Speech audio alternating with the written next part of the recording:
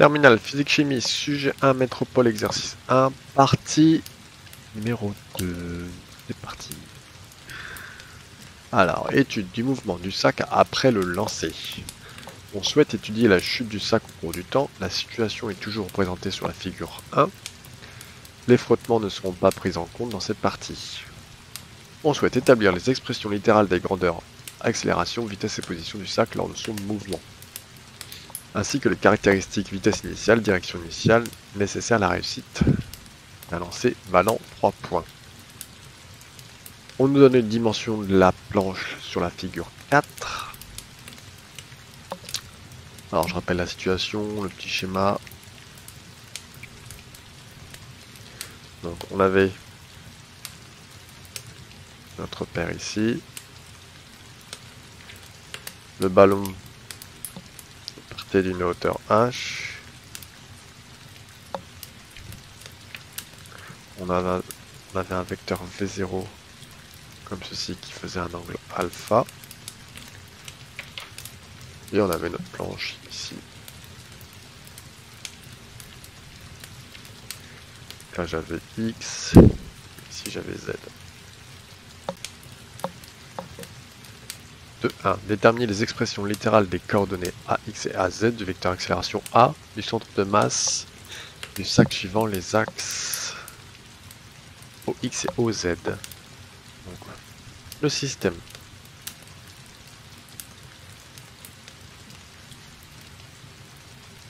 C'est le sac. Le référentiel.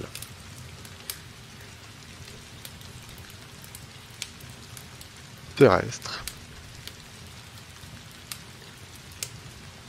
Supposé. Galiléen.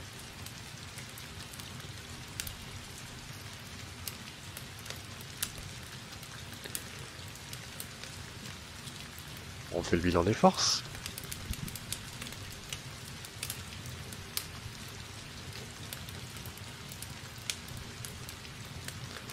Donc nous avons le poids du sac.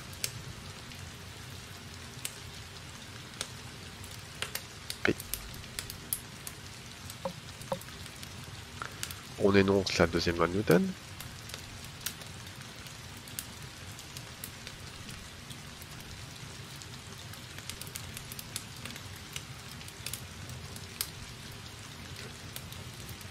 Somme des forces extérieures est égale à dp, vecteur dp sur dt est égal à ma. On applique la formule somme des forces, là on a le poids. Poids est égal à ma. Le poids, on sait que c'est mg. Avec le vecteur sur le g, on n'oublie pas, c'est égal à ma. Et là, on peut supprimer les m. Donc le vecteur g est égal au vecteur a.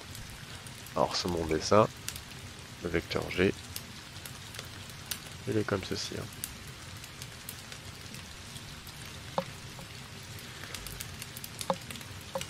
Ensuite, on peut trouver les coordonnées du vecteur accélération sur l'axe x et z. Puisque mon vecteur g il est parallèle à z, les coordonnées en x sont nulles. Les coordonnées en z sont la valeur g. Et comme g et z sont de sens opposés, on pense à mettre le moins. Alors, question suivante de 2.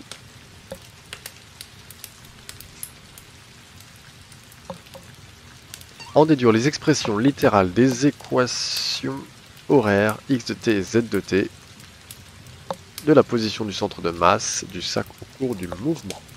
L'expression d'un vecteur accélération, l'accélération est égale à la dérivée de la vitesse par rapport au temps. Et il faut aussi qu'on trouve les coordonnées du vecteur initial V0. Donc V0. Alors, pour trouver les coordonnées du vecteur initial V0. Donc, je vais faire un petit zoom sur la partie ici. J'ai mon vecteur V qui est là, de 0. Et ici, on fabrique un triangle rectangle. Donc, on sait que l'axe Z qui est ici, bah, c'est parallèle à ce segment-là. Donc là, ce sera VZ 0. Et ici, on l'appellera V0X parce qu'il est parallèle à X.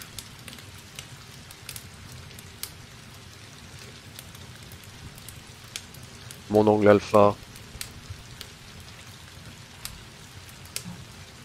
il est ici. Donc je vais utiliser la trigonométrie. Donc, ma trigonométrie me dit, alors VZ0, il est opposé à alpha, donc ce sera la formule du sinus. Mon V0X, il est adjacent à alpha, ce sera cosinus. V0X sera égal à l'hypoténuse V0, sans le vecteur, fois, puisqu'il est adjacent, cosinus alpha. V0Z sera égal à l'hypoténuse V0 fois le sinus, puisqu'il est opposé à alpha. Et les signes, eh ben, dans ce sens-là, le vecteur il va dans les x positifs et dans les z positifs. Donc les deux expressions sont positives. Donc maintenant, on intègre.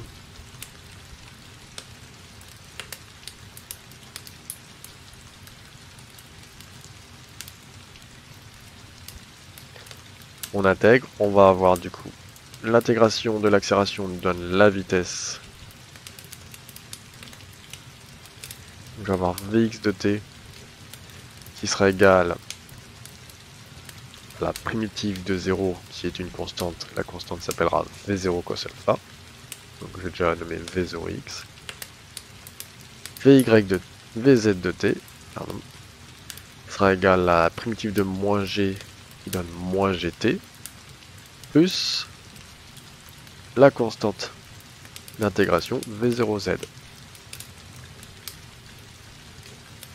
Du coup, donc, mon vecteur vitesse aura pour expression Vx de t égale à V0 cos alpha et Vz de t aura pour expression moins gt plus V0 sin alpha. Ensuite, on fait une nouvelle intégration pour trouver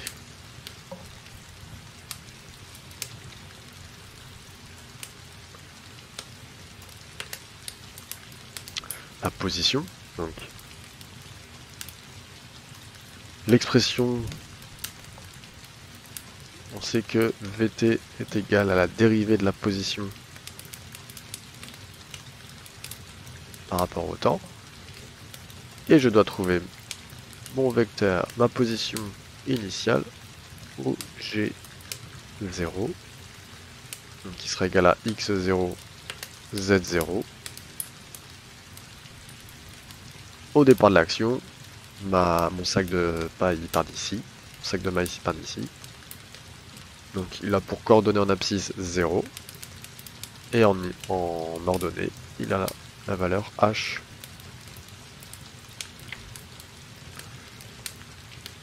Donc j'intègre mon expression.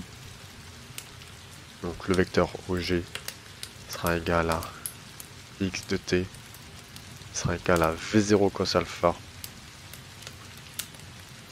fois t plus ma constante d'intégration x0 et z de t sera égal à moins gt carré sur 2 plus V0 sin alpha fois t plus ma constante d'intégration z0.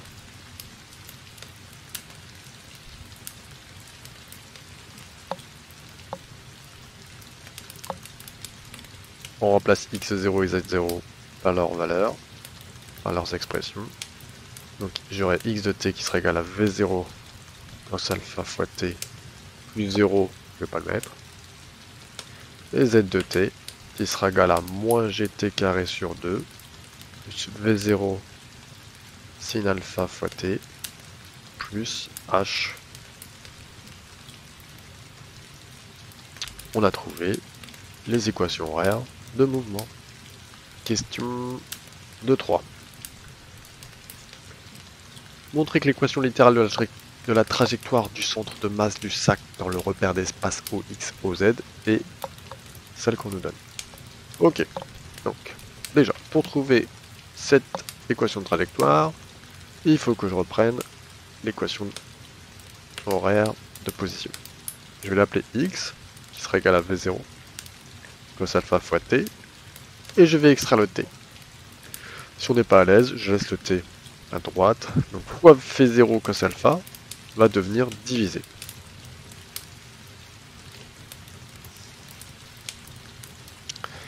Et ensuite, je vais l'injecter dans mon expression Z. Z sera égal à moins G sur 2 fois X V0 cos alpha au carré plus V0 sin alpha fois X sur V0 cos alpha. On va mettre la division partout là. Plus H. Je vais arranger cette écriture là. Z égale à moins G sur 2. Je vais distribuer le carré. Le V0 cos alpha étant dominateur va rester au dénominateur, mais il va se prendre un carré. Donc V0 carré fois cos carré de alpha. Je vais mettre le x carré ici devant. Ici les V0 ils se suppriment. Et il faut connaître par cœur que sinus alpha sur cos alpha est égal à tangente alpha.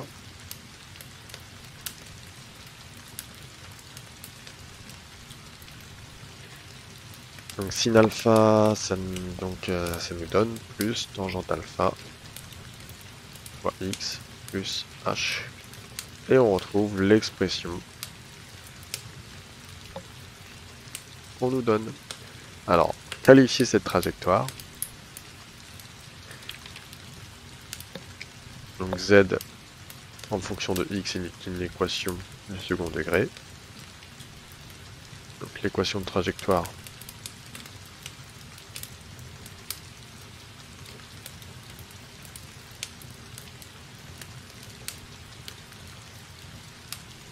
du second degré. Donc la trajectoire est parabolique.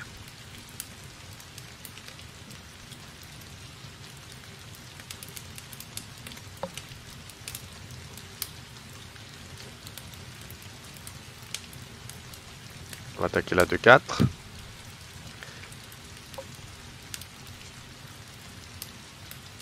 Indiquer les paramètres initiaux de lancement sur lesquels le joueur peut avoir une influence et qui jouent un rôle pour la réussite à lancer. À 3 points. Le joueur effectue un premier lancer. Alors ça c'est après. Donc, ce qui influence le tir. 3 paramètres qui sont influencés par le tir. On a l'angle de tir.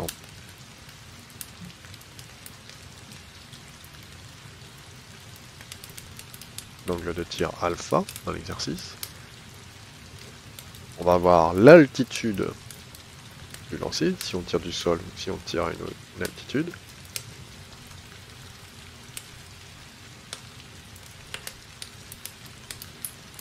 Donc l'altitude h. Et la valeur du vecteur V0.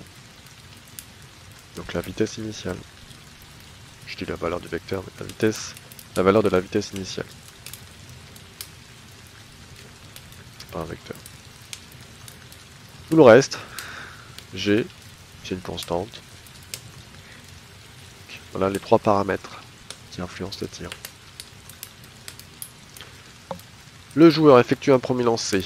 L'équation de la trajectoire du centre de masse du sac a pour expression numérique Zx égale à moins 0,0842 x carré plus 0,625 x plus 0,880. Ok, avec xy, x et z en mètres. La distance z qui sépare l'origine O du repère d'espace et le bord de la planche est égale à d égale 8,0 mètres. Question 2.5. Déterminer le nombre de points marqués par le joueur pour se lancer. Donc on va résoudre l'équation y égale 0 en prenant l'équation de trajectoire qu'on nous donne, z égale 0. Donc l'équation de trajectoire qu'on nous donne c'est moins 0,842x au carré plus 0,625x plus 0,880 égale à 0. Donc là on peut utiliser le menu équation de sa calculatrice, faire le delta, le discriminant. Donc on aura un delta positif avec une solution positive et une solution négative. On choisit bien sûr la position positive et on trouve la portée du tir qui sera égale à 8,6 mètres. Alors on regarde si on touche la planche. Donc on sait que la planche avait une distance de 8 mètres par rapport au point d'origine.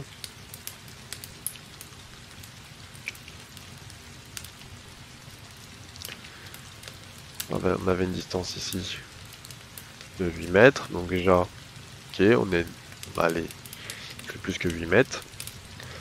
Mais on voit d'après la figure 4 que le trou est à 80 cm du bord. Et nous on fait 60 cm. Donc on va taper avant le trou. Donc la portée du tir sera comprise entre 8 et 8,91. On va marquer. On marque un point puisqu'on touche la planche. 2.6. Petite question de recherche. Le joueur effectue un second lancer en conservant le même angle de tir alpha, la même hauteur initiale, mais en modifiant la valeur de la vitesse initiale par rapport au premier lancer. Déterminer une valeur possible de la nouvelle vitesse initiale V0 afin que le sac tombe directement dans le trou. Commenter la valeur obtenue. Donc là on est libre de faire comme on veut. Donc grâce à la figure 4, on peut déjà trouver à quelle distance faut tomber dans le trou. Donc on sait qu'on avait déjà 8 mètres, plus les 91 cm, donc les 0,91, plus, alors si on prend le centre, donc le diamètre du cercle du trou il fait 16 cm, donc 0,08. Ce qui nous fait 9,0 mètres. On va viser en plein dans le centre en faisant 9 mètres.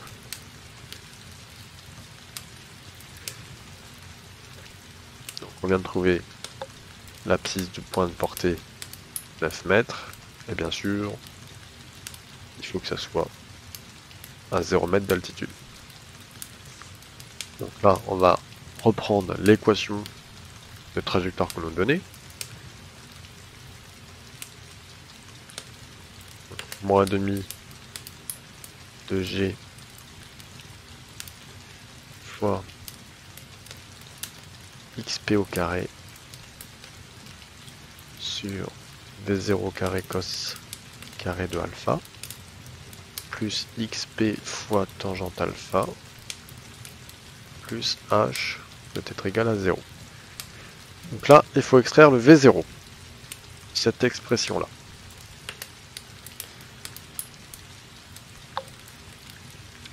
Alors, tout ce qui n'a pas de V0, déjà, je peut le mettre à droite juste en changeant de signe. Genre moins gxp carré sur 2 fois v0 carré cos carré de alpha, qui sera égal à moins xp fois tan alpha moins h. J'ai déplacé les blocs.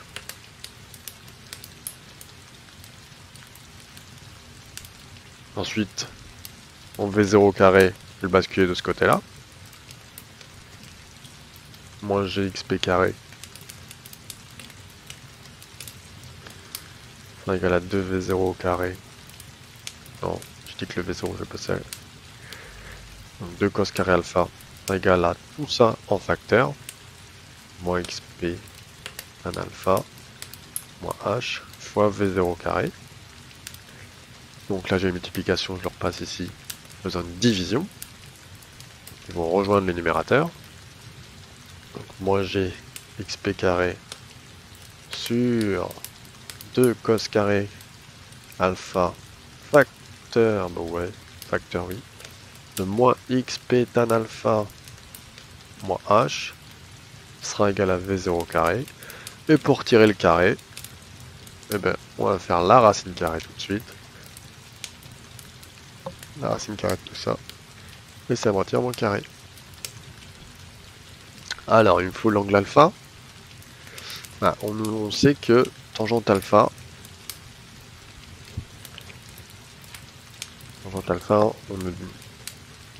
comme on nous donnait l'équation avec les valeurs, on sait que tangente alpha était égale à 0,625. Donc pour trouver alpha, on fait tangente moins 1 de 0,625. Alpha sera égal à 32 degrés.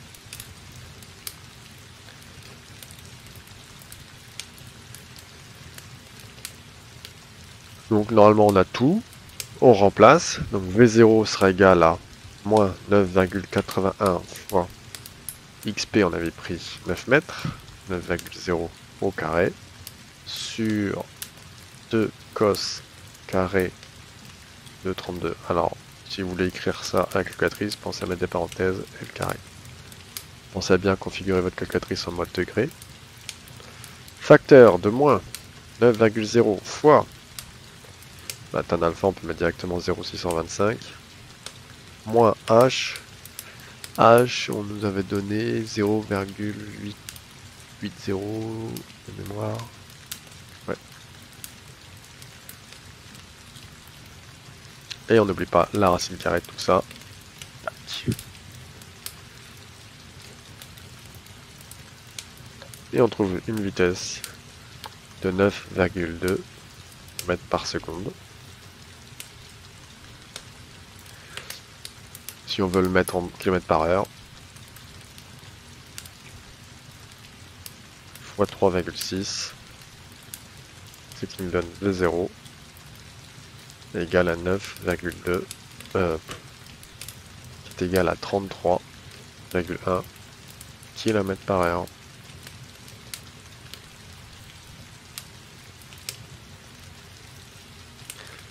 On nous demandait de commenter ce résultat. Donc, envoyer le sac de maïs à 33 km par heure, hein. Ça demande beaucoup de force. Donc c'est une vitesse assez élevée, hein. C'est pas évident.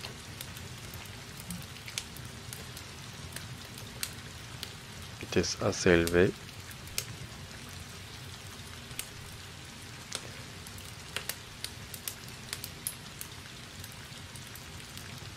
Donc il faut de la force et de la précision.